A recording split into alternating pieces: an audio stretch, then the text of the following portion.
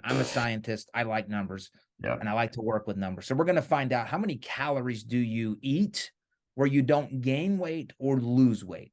So we can do that multiple ways. I just like just using some type of app and tracking your calories for 2 weeks. Yeah. Take consistent body weights. Let's dial that in so we're not guessing.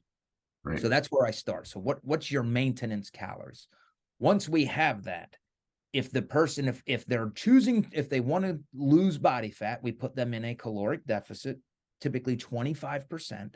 And this is a protein anchored approach. So we say your protein is going to be X. Let's just say in this case, it's 1.6 grams per kg. Okay.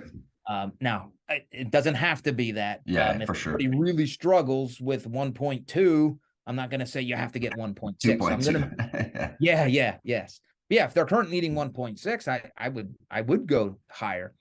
So we start with protein. So I would say to an extent, that's not negotiable. Protein is the anchoring nutrient. It's what's going to allow you to adapt to that training stimulus. Then, because I have such a, and again, this is being reinforced to me almost daily in this fat loss, this weight loss, this anti-obesity research, getting people to just follow the prescribed plan is everything. Yeah. Again, It's not easy. No. 5-10 years ago, I'm like, here's the plan, just follow it. And now I'm appreciating it's athletes will do that. They'll do anything. Well, they struggle too, though, depending on the sport. Yeah. Okay. Yeah. I'm talking to an actual expert. From my perspective, athletes, they'll do what they're told. But yes, I'm sure there's probably some not truths with that. When your skill's really high and you're making a lot of money, it's sometimes not always the case. I could imagine.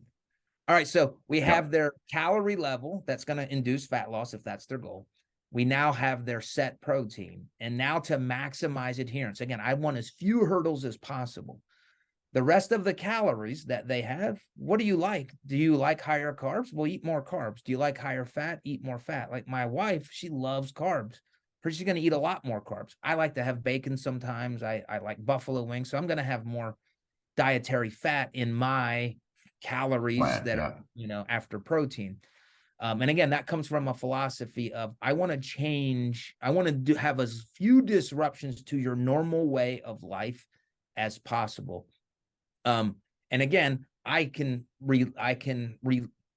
rely on the fact that for a physique goal oriented approach, carbs aren't going to matter. Now they'll matter if they get too low. Like if somebody's doing a ketogenic diet, then that's a conversation. Hey, there's some things you're leaving on the table here relative to your anabolic potential. I wouldn't be able to have that luxury if I'm working with a team sport athlete, because I have the belief based on the research that I read that carbohydrates do need to have a more prominent role in that environment. I love what you mentioned there about sort of friction points in somebody's daily routine of being able to say, well, what's realistic? What can we actually implement? And also important for practitioners to take note of what you mentioned there around this person likes to eat this way, this person likes to eat that way. At the end of the day, it sounds like you're going to be reducing energy through one of those methods, but you're going to pick the one that the person enjoys because that's going to lead to the greatest likelihood of compliance, right? Yeah. I almost, and again, it's funny, we're on this talk, I'm articulating this in my mind. You as as the expert, as the coach, you have this plan that you're going to prescribe. So we have the plan, but part of that recognition has to be, what are they actually going to follow? Yeah. It may not be the plan. Hopefully it is. But if you give something that's impossible for them to follow and they can't follow it, and to an extent, you've possibly introduced more harm. You're trying to get them to go further than they ever would without your help.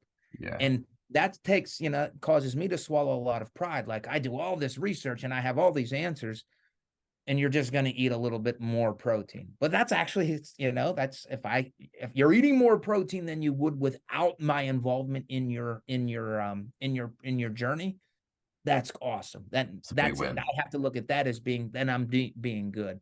Otherwise, I'm just a scientist. And again, I am a scientist.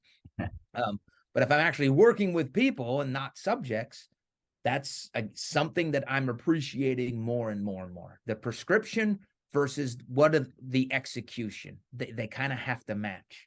Yeah, got to marry those up for sure. Could we circle back, Bill? You mentioned the ketogenic diet there, and obviously there's some potential applications, but you mentioned just some potential roadblocks or pitfalls for physique clients if they're maybe doing that for too long or inappropriate timing. Can you touch on that? Yeah. And I know this is like religion to some people, so I'll start with I don't have any ill will against ketogenic diets. I actually think they're very helpful for some people. I've done ketogenic. I used to be a bodybuilder when I was younger, and I Yeah. utilized the ketogenic diet. So no hate towards the ketogenic diet. But if Get all your the goal disclaimers out there. if your goal is to maximize your muscle mass and you are going to adopt a ketogenic diet, then I am to be the bearer of truth. I need to tell you, you are leaving some gains on the table. You are not maximizing your anabolic potential. We have multiple studies at the cellular level that a ketogenic diet is not as anabolic as a higher carbohydrate diet. We even have application studies or applied studies in bodybuilders where a ketogenic low carb diet, they gain less muscle mass, which that research has come out more recently, and it supported the cellular data that we had to rely on in years past. So if the goal is, if you're in a mass gaining phase to build muscle, a ketogenic diet is not the best approach.